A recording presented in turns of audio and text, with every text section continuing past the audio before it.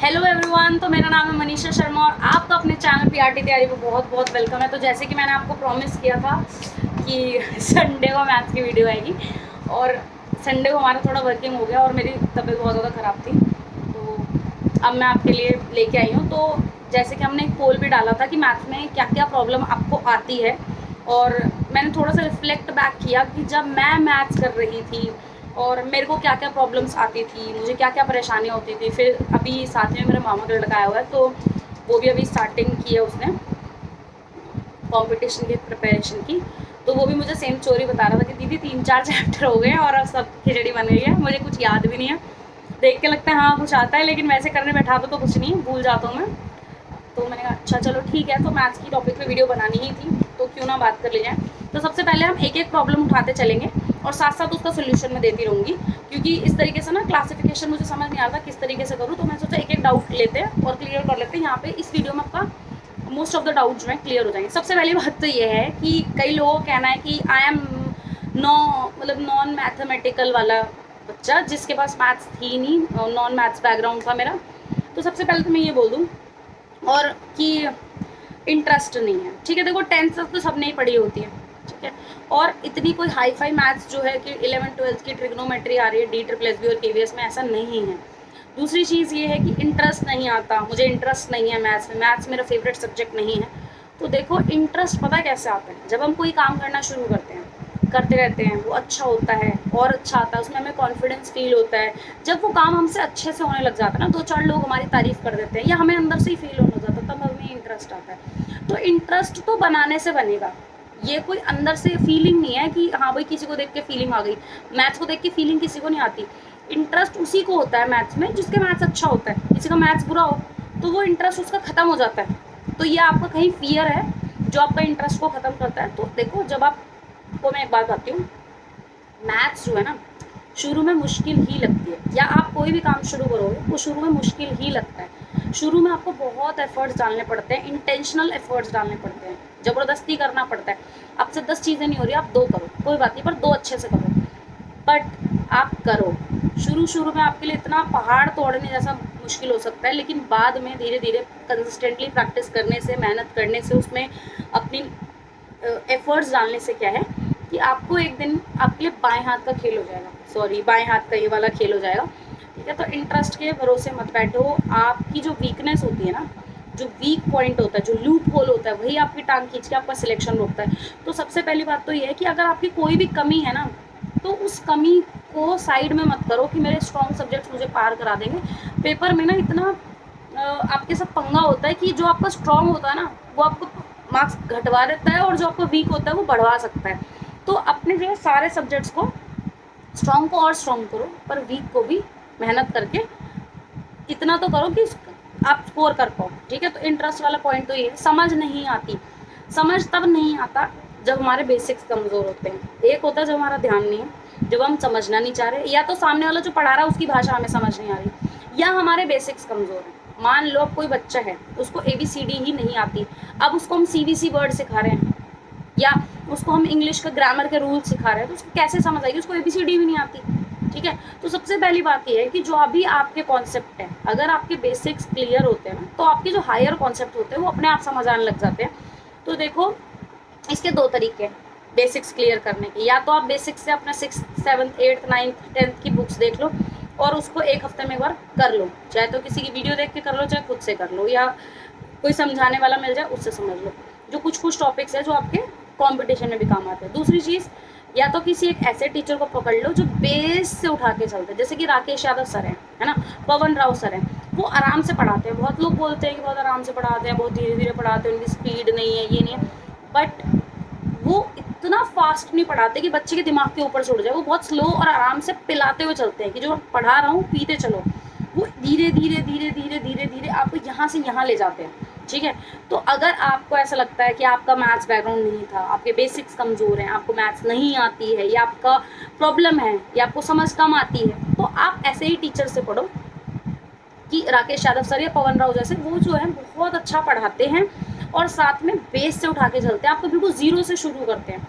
तो समझ नहीं आती का तो ये है कि या तो आप NCERT उठा लो या किसी प्राइवेट स्कूल के बच्चे की बुक उठा लो, 6th से 10th तक पढ़ो, और उनके अपने बेसिक्स क्लियर करो, या फिर एक ऐसे टीचर से ही पढ़ना शुरू करो जो बेस से उठा के चलते हैं। थोड़ा टाइम लगेगा उन चीज़ों को समझने में। और कोई जो आपके आसपास बड़ा भाई बहन या कोई पड़ोस में कोई रहता हो, या आपको कोई ऐसा दोस्त हो जिसका मैथ स्ट्रांग हो, उसको बोल भाई थोड़ा थोड़ा मुझे समझा दिया, अगर मुझे ऐसा क्लियर कर दिया था। रोज़ भी 2-4 चीज़ें समझोगे ना तो बहुत सारी चीज़ें क्लियर हो जाएंगी आपकी।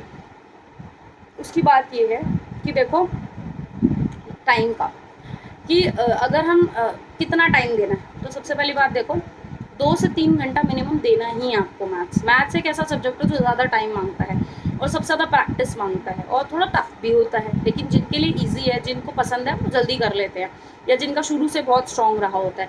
लेकिन स्ट्रॉन्ग वाले भी और वीक वाला भी, दोनों को 2-3 घंटे तो मिनिमम देने ही पड़ते हैं। अब बात ये चल रही है कि मैडम 2 घंटे क्लास होती है, नोट्स बनाते बनाते 3 घंटे हो जाते हैं। तो देखो इसके 2 सोल्यूशन है, या तो जो टीचर है वो PDF प्रोवाइड कर दे, ठीक है। लेकिन अगर आप मूवी की तरह बस वीडियो देख रहे हो, तो हमारा जब दिमाग ना एक्टिव नहीं होता, पैसिव होता है, तो वो काम भी नहीं करता, उसे कुछ रिटेन भी नहीं होता। ये कोई थ्योरेटिकल नॉलेज तो है नहीं कि रिटेन हो गई और बाद दोबारा रिवाइज कर लेंगे। ये मैथ्स है, इसको प्रैक्टिस करना पड़ता है, क्वेश्चन करने पड़ते हैं। तो देखो आप ये कर सकते हो। हमारे टाइम पे क्या होता था, तो क्वेश्चन भी उतारने पड़ते थे, तो उसमें बहुत ज़्यादा टाइम खराब होता था। तो ये हो सकता है कि वो जो टीचर जो पढ़ा रहा है आपकी क्वेश्चन की बुकलेट कहीं प्रोवाइड करता हो, ऐसे टीचर से पढ़ो कि जो क्वेश्चन की बुकलेट प्रोवाइड करता हो, और उस जो बुकलेट है उसको अपने नोट्स में साइड में लगा लो, ठीक है। और क्वेश्चन की थोड़ा सा हिंट डाल दो, भाई ये वाला क्वेश्चन है, क्वेश्चन नंबर 1, और राजू की बात हो रही है, राजू कुछ डिसऑनेस्ट शॉपकीपर के पास चला गया, तो आपको पता चल जाएगा ये वाला क्वेश्चन है। और सोल्यूशन तो आप अपने हाथ से ही करो। जब करोगे तो दिमाग में एक न्यूरल कनेक्शन बनेगा, जब उसको दोबारा से प्रैक्टिस करोगे तो न्यूरल कनेक्शन स्ट्रॉन्ग होगा, और जब बार बार रिवाइज करोगे ना तो वो लॉन्ग टर्म मेमोरी में जाएगा। मेरी बात समझ आ रही है? तो नोट्स आप ये कर सकते हो, क्वेश्चन स्किप कर दो, क्वेश्चन ना लिखो, लेकिन नोट्स बनाओगे तो उससे आपको फ़ायदा ही होगा। आप सोचो कि जो क्लासरूम नोट्स हैं उसी की PDF मिल जाए, बस मेरे को देखना पड़े, तो वो थोड़ा सा टाइम खराब करने से बचा सकता है, लेकिन ये है कि उससे आपको कॉन्सेप्ट इतना स्ट्रॉन्ग तरीके से नहीं आएंगे, मुझे ऐसा लगता है।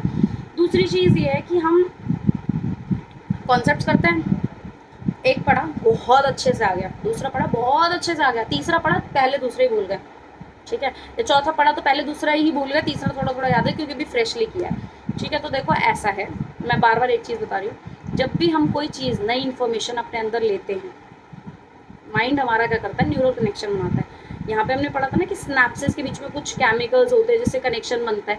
तो जितनी बार ये इन्फॉर्मेशन जाएगी, जितनी बार सेम न्यूरल कनेक्शन बनेगा, उतना ये स्ट्रांग होगा, ठीक है। तो आपको मैं हर बार एक ही बात बोलती हूँ कि कंपटीशन के लिए रिवीजन इज की। रिवीजन वो चाबी है जो सक्सेस का ताला खोलेगी। आप बेशक नई चीज़ें कम पढ़ लो, लेकिन पुराने को रिवाइज करते रहो, रिवाइज करते रहो। रिवीजन ही है जो आपकी शॉर्ट टर्म मेमोरी से लॉन्ग टर्म मेमोरी में उस इन्फॉर्मेशन को डालेगी। और रिवीजन मैथ्स में कैसे होती है, लेटे लेटे देख के नहीं, प्रैक्टिस करके। आपको क्वेश्चन हाथों से करने होंगे बार बार। तो देखो इसमें आपको कैसे करना है, आपको मेरी बात ध्यान से सुननी है कि मैंने क्या लिखा हुआ क्वेश्चन। हाँ, कॉन्सेप्ट भूल जाते हैं। तो देखो मैं आपको बताती हूँ कि जब आप मान लो आपने शुरू किया रेशियो प्रोपोर्शन से, ठीक है, आराम से बताती हूँ, मेरा भी गला दर्द होने लग गया। मैं शुरू कर रही हूँ रेशियो प्रोपोर्शन पढ़ना, ठीक है। रेशियो प्रोपोर्शन जो आज क्लास में पढ़ाया है उस टाइम तो करो ध्यान से, तब एक बार तुरंत उसी टाइम कंप्लीट होने के बाद देख लो, क्विक रिव्यू कर लो। उसके बाद शाम के टाइम उन क्वेश्चंस को अपने हाथ से प्रैक्टिस करो, ठीक है। उसके बाद आपका जब रेशियो प्रोपोर्शन हो गया, नेक्स्ट टॉपिक पे आ गए आप आ गए मिक्सचर एलिगेशन पर, राइट। तो मिक्सचर एलिगेशन को आपको क्या करना है, जब शुरू कर रहे हो तो आप सुबह पढ़ लो। आप ऐसा कर सकते हो कि सुबह 1.5 घंटा आप मिक्सचर एलिगेशन पढ़ लो, बचा क्या 1.5 घंटा, ठीक है, 3 घंटे में टोटल पढ़ना है। तो आधा घंटा जो है, जो आज आपने क्लास में पढ़ा है, उसको दोबारा रिवाइज कर लो, प्रैक्टिस कर लो, और 1 घंटा पीछे वाला जो चैप्टर है रेशियो प्रोपोर्शन का, उसके क्वेश्चन कर लो। क्या इतनी बात मेरी समझ आई?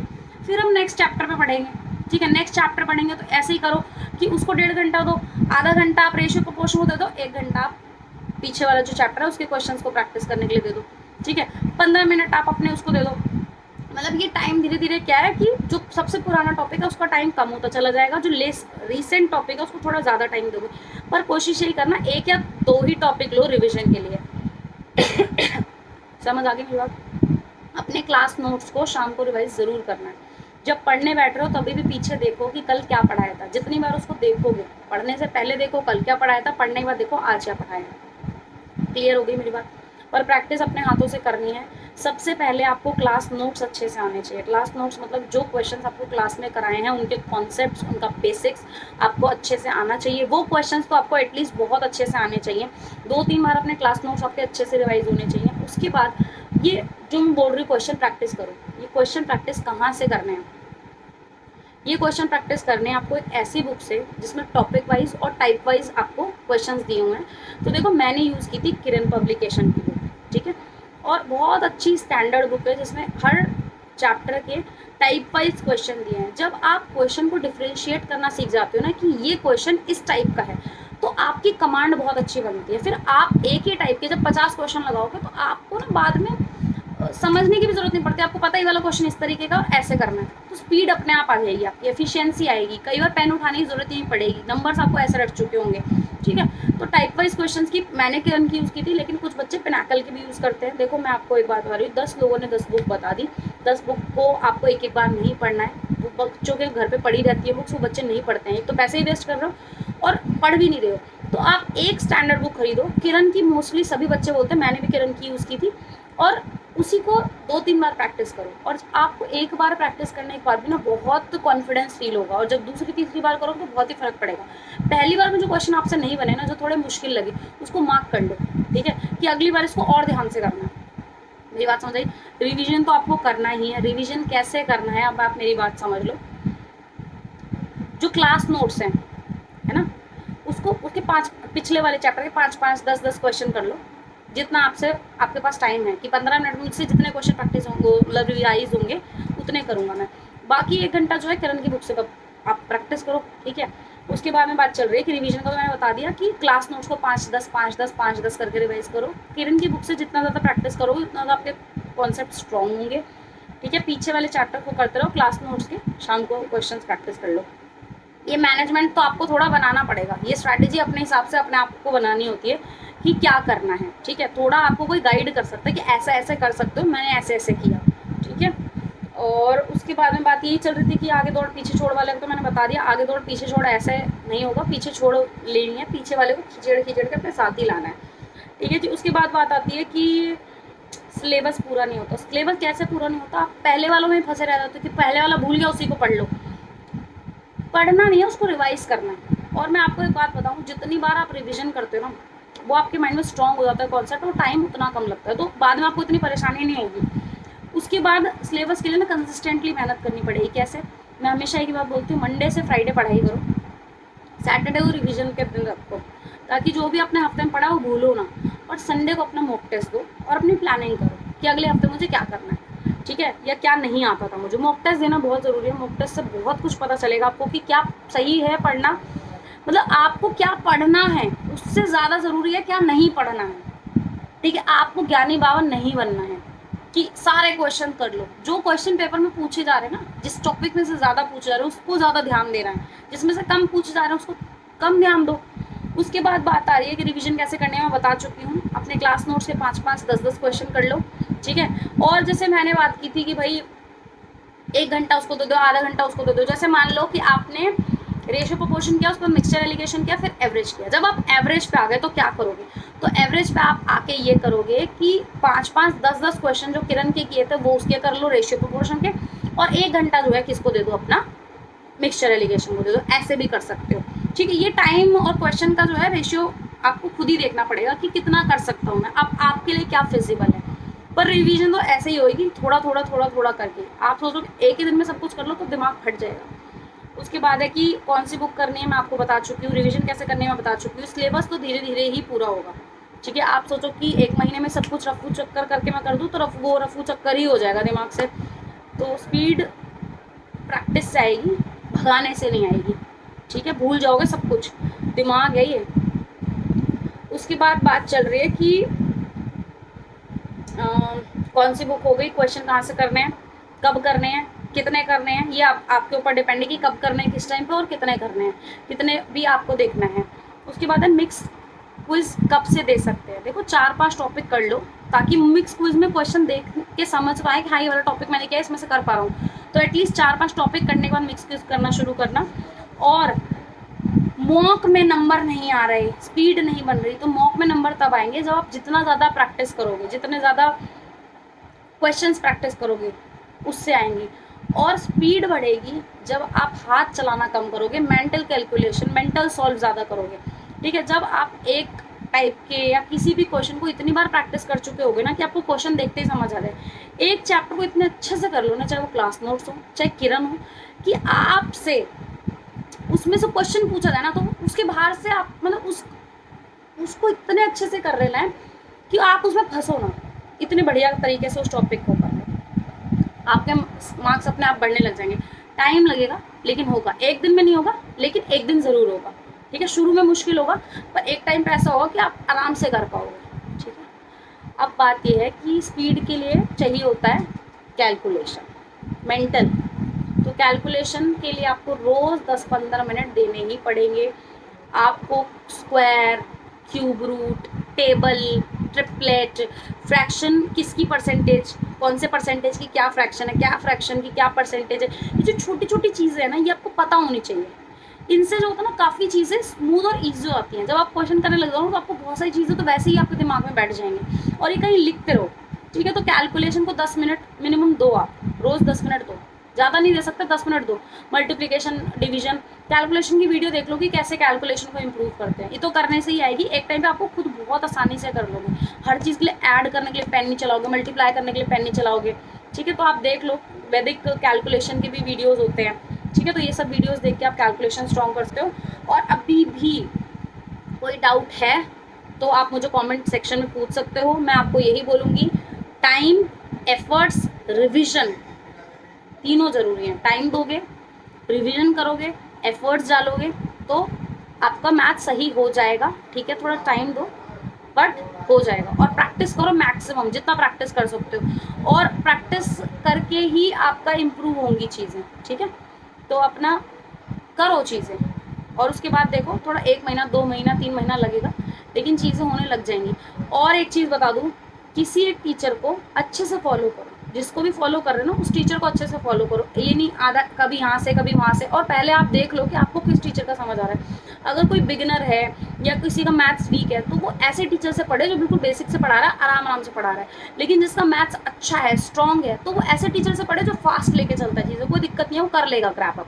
ठीक है, तो आपको अपने हिसाब से टीचर को ढूंढना है। एक टीचर को पकड़ लो, उसी से सारे टॉपिक अच्छे से करो, एक बुक पकड़ लो, उसी से बार बार उसके टॉपिक्स को करो। और बात चल रही है क्या कि रिवीजन करो, प्रैक्टिस करो। ठीक है, टाइम दो, हो जाएगा। तो यही वाली बात है। और जो टीचर आपको अच्छा लगे उससे पढ़ो, आपको समझ आना चाहिए, ये इंपॉर्टेंट है। कौन क्या कह रहा है, कौन सा टीचर बेस्ट टीचर है, बेस्ट टीचर आपके हिसाब से बनेगा कि आपको किसका समझ आ रहा है, किससे आपको कनेक्शन फील हो रहा है कि हाँ ये सही समझा पा रहा है मुझे। ठीक है, तो मुझे लगता है मैंने आपके बहुत सारे डाउट्स क्लियर कर दिए होंगे। अगर अभी भी कोई डाउट रह जाए तो प्लीज़ कमेंट सेक्शन में बताएं। और आपको कौन सी वीडियो, नेक्स्ट टॉपिक कौन सा होना चाहिए वीडियो का, वो आप मुझे बताओ। जल्दी से मैं अगले 1-2 दिन में वीडियो बनाऊंगी पार्ट बी की तैयारी कैसे करें। तो thank you so much, bye bye. आप अपना ख्याल रखें और अच्छे से पढ़ते रहें। और कोई भी बात हो तो मैं तो हूँ ही, आराम से मुझे मैसेज कर सकते हैं। Thank you so much. अगर टेलीग्राम ग्रुप ज्वाइन नहीं किया तो टेलीग्राम ग्रुप ज्वाइन कर लो और मुझे इंस्टाग्राम पे भी फॉलो कर सकते हो। Thank you so much, bye bye.